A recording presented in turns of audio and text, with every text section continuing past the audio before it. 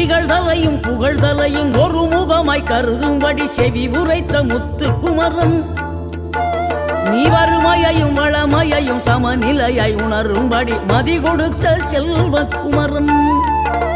தடை 100 வந்தாலும் செயல் வெற்றியாக்கி தரும் தாராள குணம் கொண்டவன்